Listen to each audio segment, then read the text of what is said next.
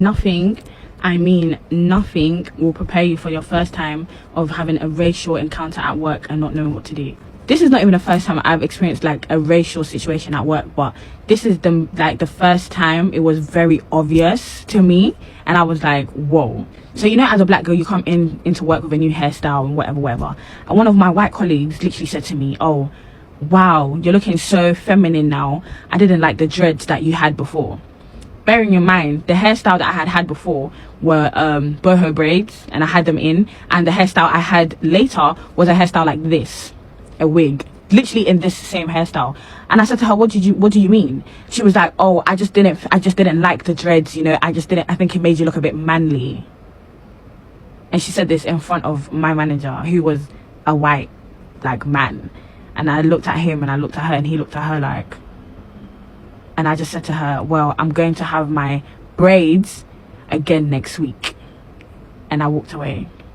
And in that moment I was in so much shock, because I was like, what just happened? Like, sometimes you don't realize it in the moment, like what's going on, but later on when I thought about it, I was like, she just called my braids dreads and then said I look manly in my dreads, and she felt no type of way about saying that.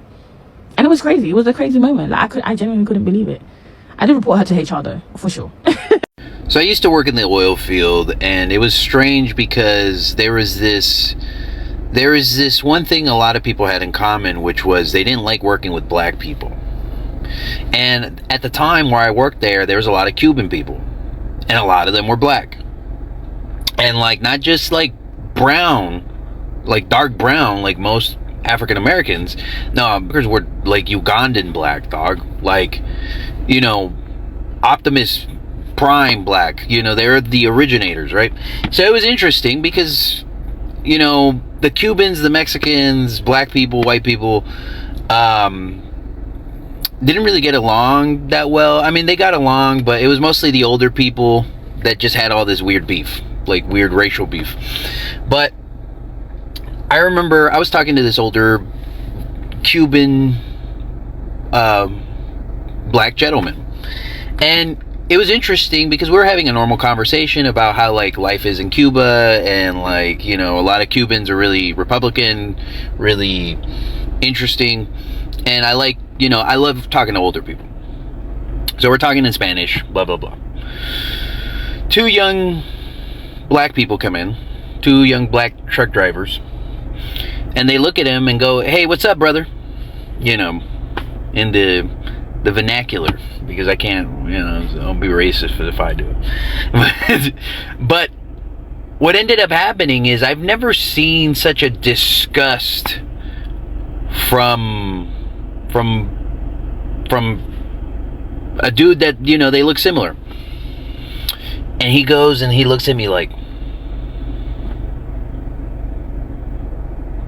and then I'm like, "Hey, what's up, man?" He's like, "Odio los negros." And I'm like, "Damn, I got some bad news for you, brother. I got some bad news for you, brother. I don't know if you've seen your skin." I think. So it was really strange. But then I started noticing a pattern. You know, a lot of people didn't like working with black people in the oil field, including other black people, like American black people. And I started noticing this pattern. I started noticing something very specific. A lot of black people that were in the oil field were from Houston, from the city.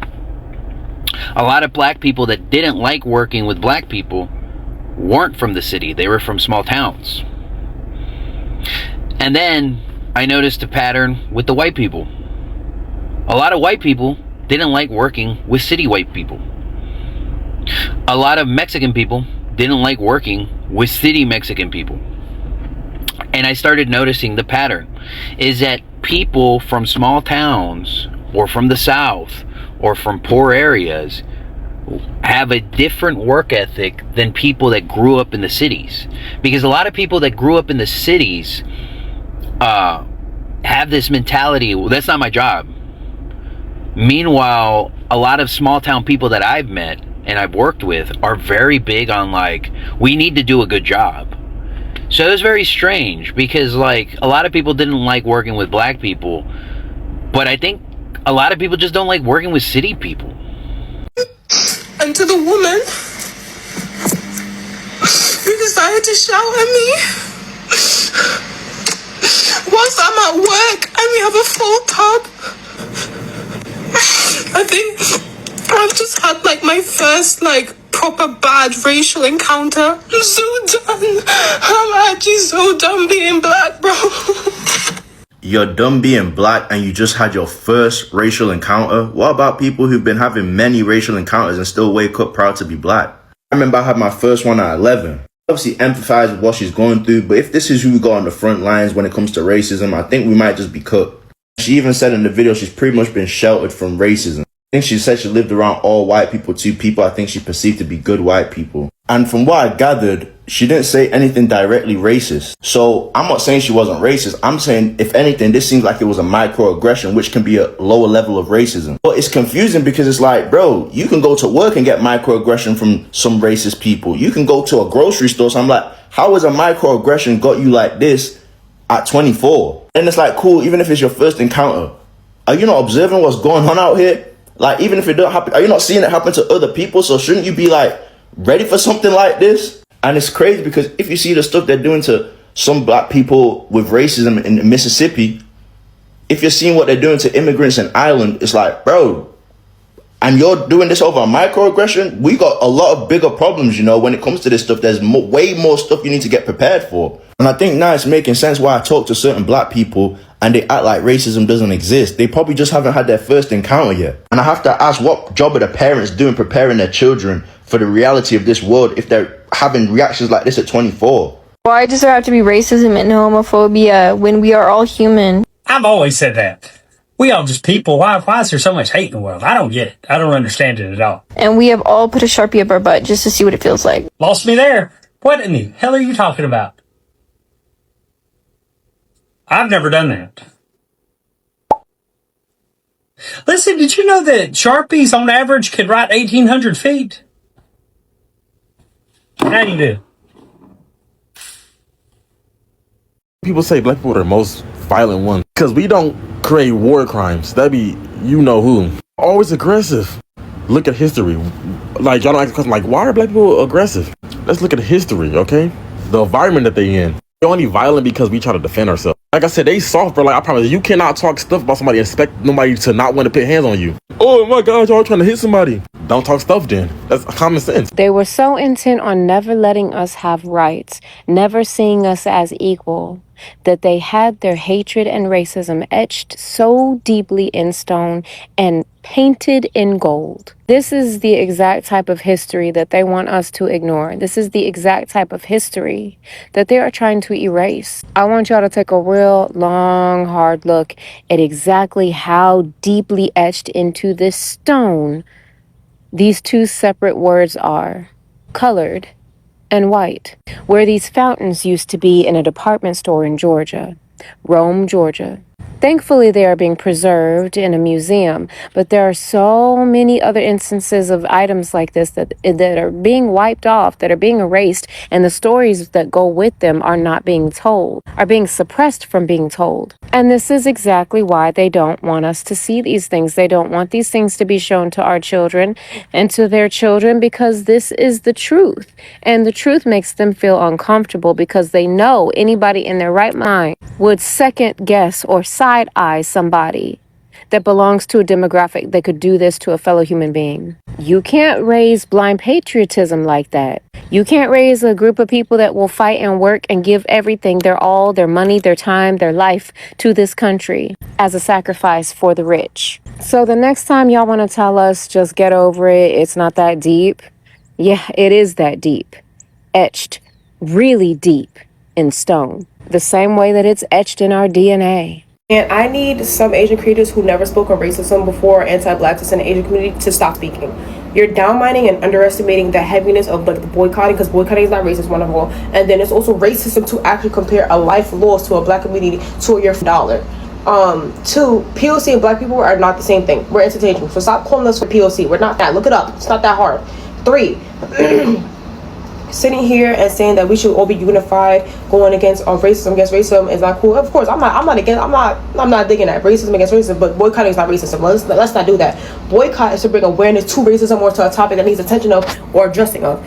You guys never addressed anti-blackness or racism before, and it shows in your videos and your comments when you sit here like, well, we're supposed to be unified. One person's man don't justify the thing, but y'all do the same thing as when we come to your stores. You might not have the experience because whatever store you're on the other end of the stick, but on my hand, and what I've experienced before, we've all been generalized. Hey, the main story of today is that in Indiana, specifically Gary, Indiana, there are tens of thousands of people who have not had any power for over a week, damn near 2 weeks. There was a big storm and like 100-mile-an-hour winds knocked out a bunch of power lines, and the power has not been restored. They have data centers in that area. I can guarantee that they are getting electricity before these human beings are, that these data centers are getting electricity first. They also suck so much energy and power out of the energy grid that also messes with the people's ability to get their power back. Also, let's keep it so real. Gary, Indiana is majority black. Like overwhelmingly, I think like 80% of the population is black. And I can already feel whoever's going to be like, you hate white people. I am white people. Like, no, I just hate when people act like racism has died in this country, because I think that it's so insincere. To if you really think that, then you either are, there's some things that we need to think about and learn about and, you know, perhaps read a thing or two, or you're just lying to yourself. Anyway, so power lines are down, streets are flooded and things, people are unable to get food. It's not like they can put the food in the refrigerator because there's no electricity. Insulin is going bad. Insulin in the United States costs, if you have no insurance, it costs $400 for the little vial. So when people try and be like, oh, the left is trying to become socialists, first of all, they're just trying to use words to scare you. Socialism, if we're being so real, whenever it's implemented, it looks different in every country that it has been in. If you think that the United States is going to be on some Fidel Castro shit in 4 years, baby, please. No. I think maybe the most shit that would happen is like, instead of $300 a bottle, it would be like, at the most, $10. At the most. And also, if you're paying hundreds of dollars for your medical insurance every month, those insurance companies aren't allowed to tell you, no, you're actually not allowed to get that surgery even though the doctor said that you need that surgery. That should be illegal. That's not communism, socialism, bitch. That's common sense.